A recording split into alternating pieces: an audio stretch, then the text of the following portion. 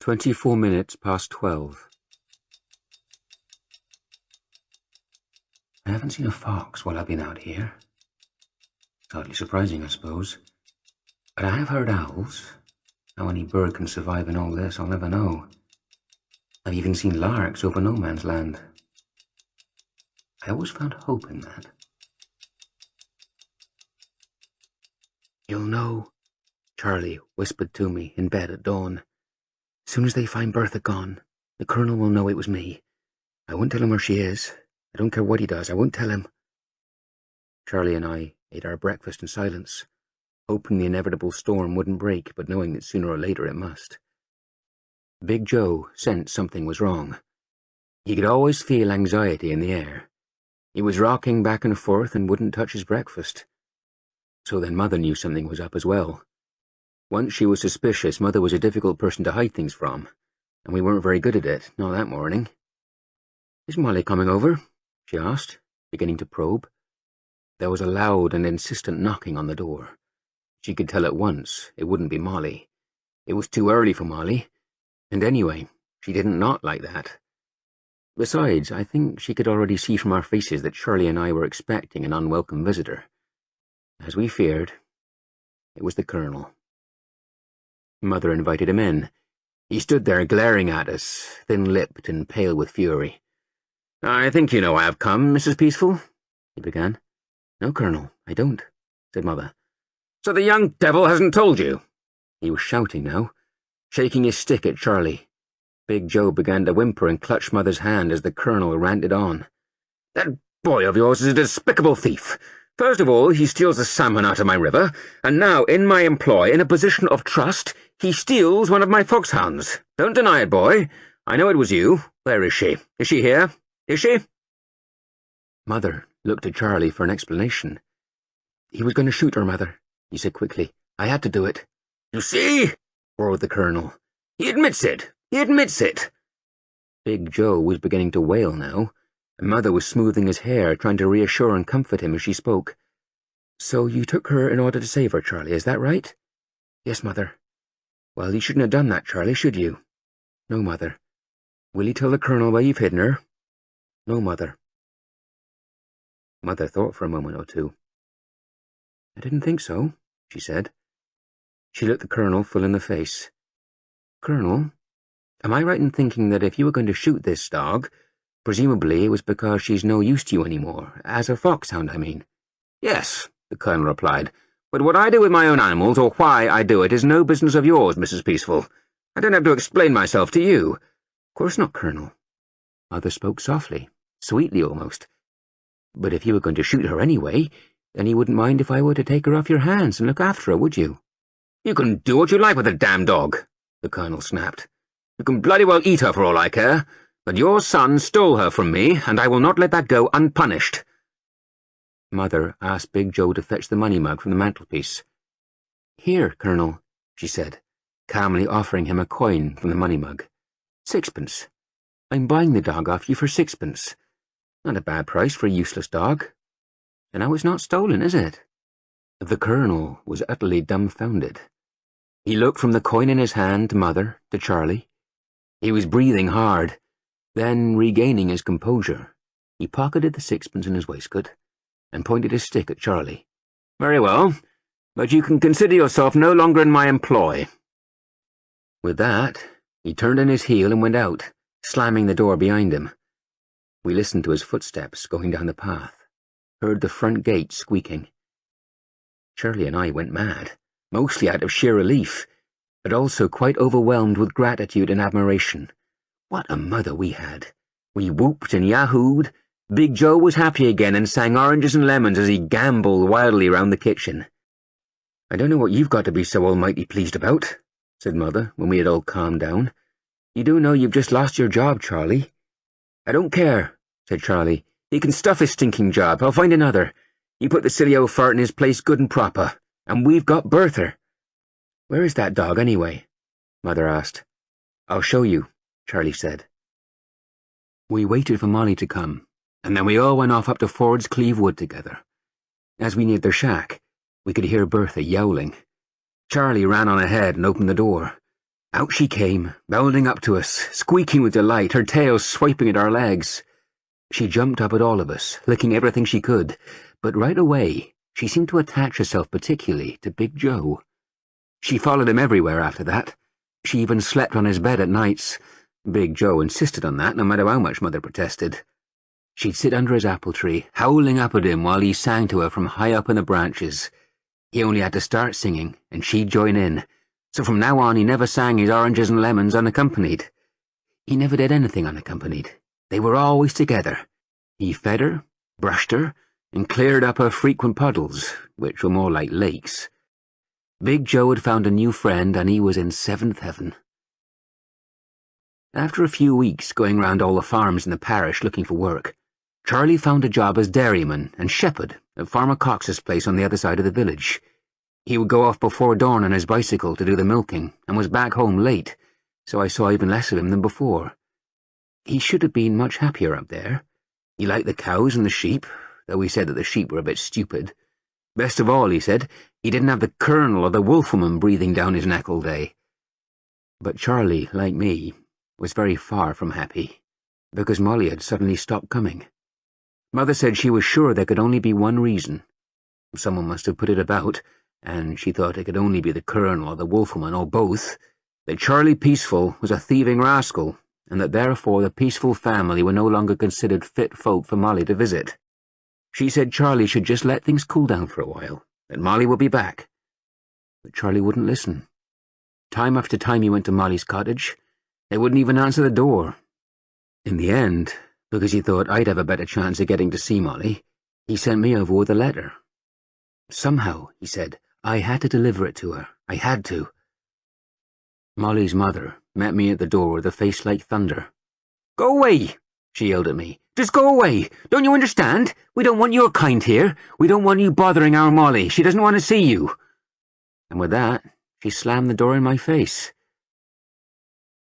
I was walking away, Charlie's letter still in my pocket, when I happened to glance back and saw Molly waving at me frantically through her window.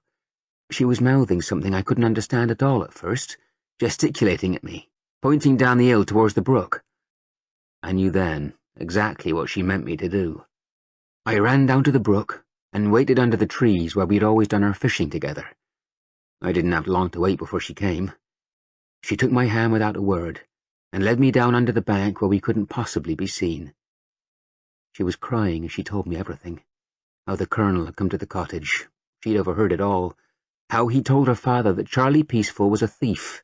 How he'd heard Charlie Peaceful had been seeing much more of Molly than was good for her, and that if he had any sense, Molly's father should put a stop to it. "So my father won't let me see Charlie any more. He won't let me see any of you," Molly told me, brushing away her tears. "I'm so miserable without you, Tomo. I hated him at the big house without Charlie, and I hated at home, too. Father'll strap me if I see Charlie, and he says he'll take a gun to Charlie if he ever comes near me. I think he means it, too." "Why?" I asked. "Why is he like that?" "He's always been like that," she said. "He says I'm wicked, born in sin. Mother says he's only trying to save me from myself so I won't go to hell. He's always talking about hell. I won't go to hell, will I, Tomo?" I did what I did next without thinking. I leant over and kissed her on the cheek. She threw her arms around my neck, sobbing as if her heart would break. "I so want to see Charlie," she cried. "I miss him so much." That was when I remembered to give her the letter. She tore it open and read it at once. It can't have been long, because she read it so quickly. "Tell him yes.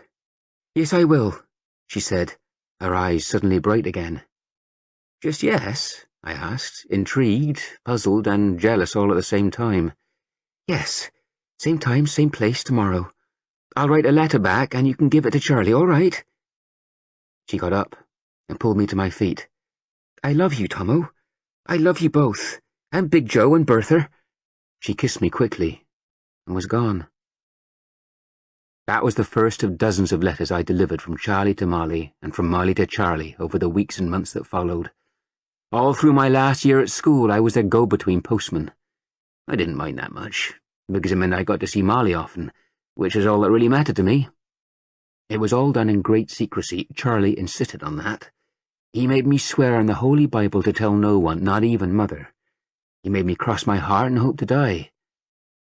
Molly and I would meet most evenings and exchange letters in the same place down by the brook, both of us having made quite sure we were not followed.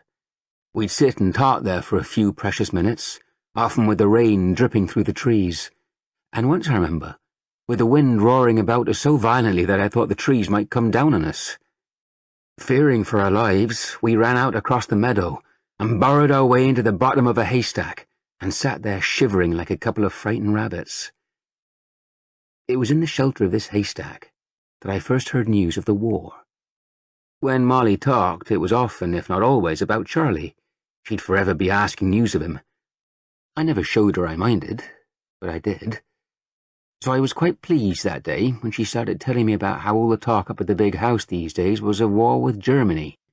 How everyone now thought it would happen sooner rather than later. She'd read about it herself in the newspaper, so she knew it had to be true. It was Molly's job, every morning, she told me, to iron the Colonel's Times newspaper before she took it to him in his study. Apparently he insisted his newspaper should be crisp and dry, so that the ink should not come off on his fingers while he was reading it.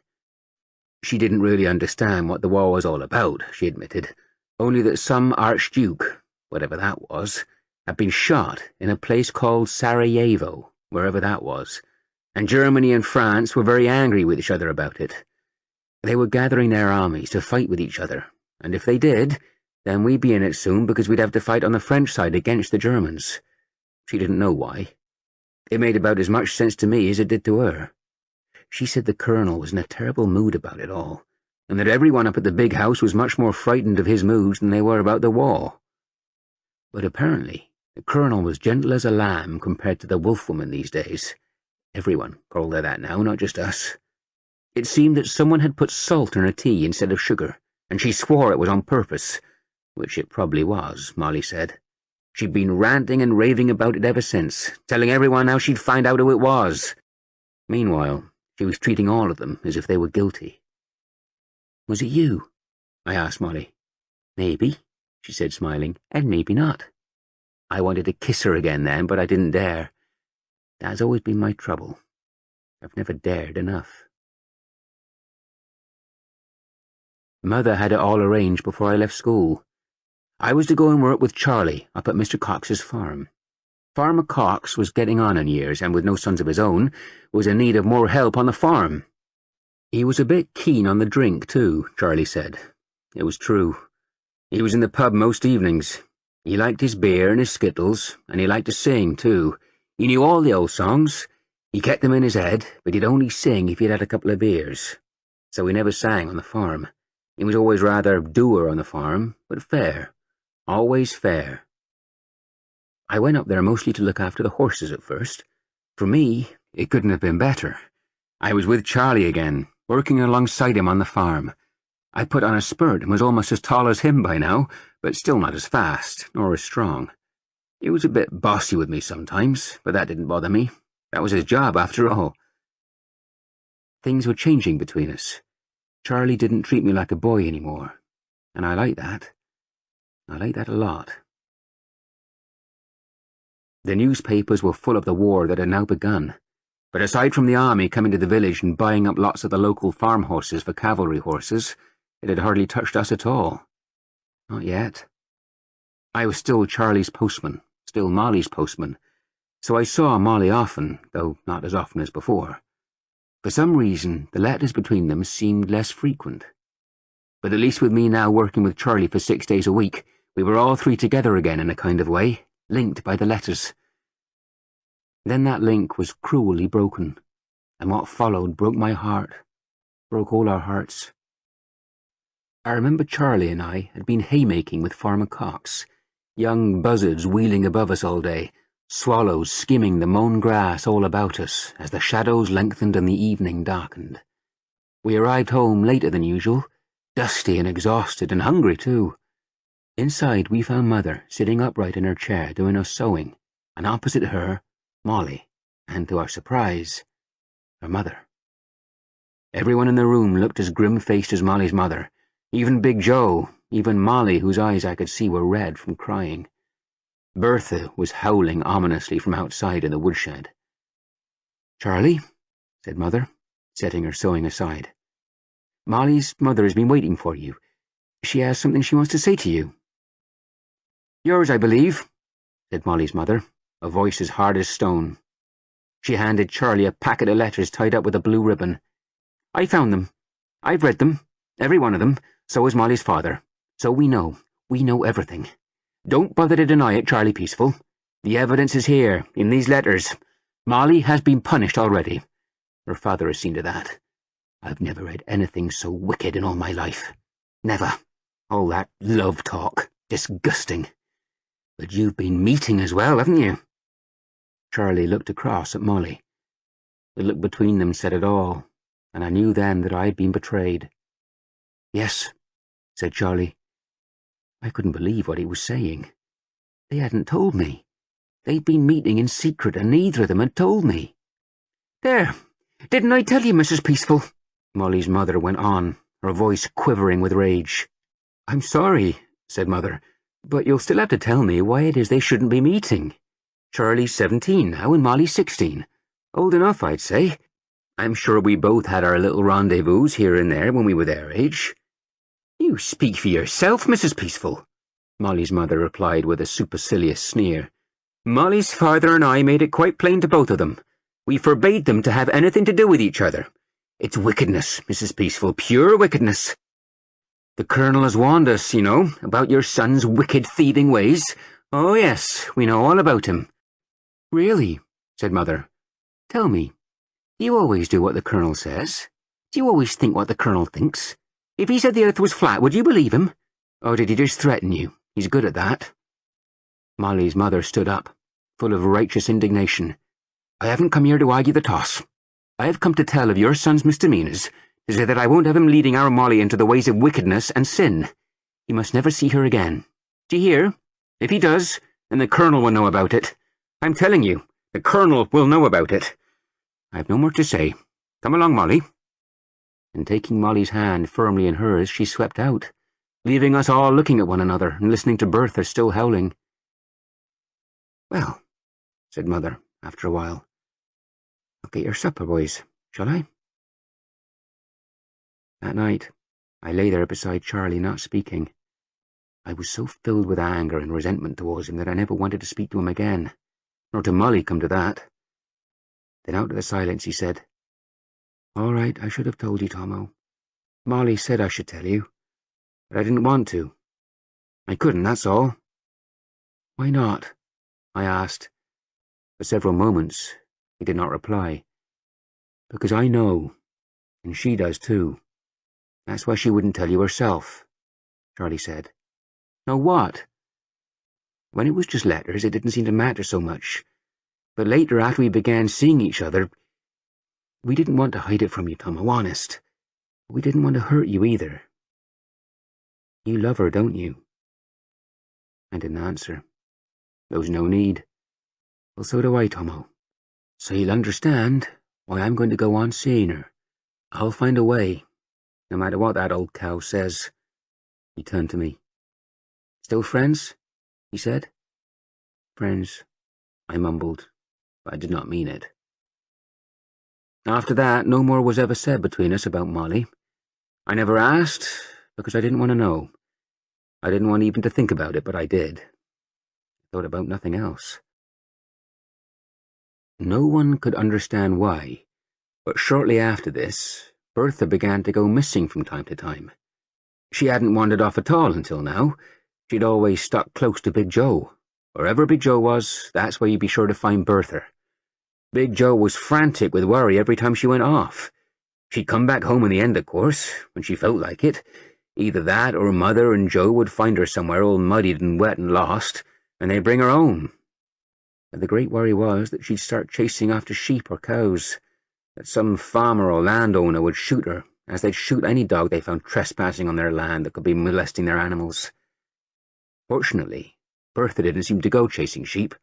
And anyway, up until now she'd never been gone that long, or strayed too far. We did our very best to keep her from wandering. Mother tried shutting her in the woodshed, but Big Joe couldn't stand her howling and would let her out. She tried tying her up, but Bertha would chew at the rope and whine incessantly, so that in the end Big Joe would always take pity and go and untie her. Then, one afternoon, Bertha went missing again. This time she did not come back. This time we could not find her. Charlie wasn't about.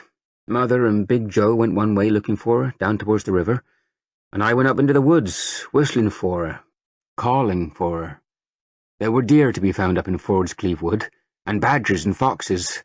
It would be just the sort of place she'd go. I'd been an hour or more searching in the woods with not a sign of her. I was about to give up and go back. Perhaps she'd gone home anyway by now, I thought, when I heard a shot ringing out across the valley. It came from somewhere higher in the woods. I ran up the track, ducking the low-slung branches, leaping the badger holes, dreading but already knowing what I would find.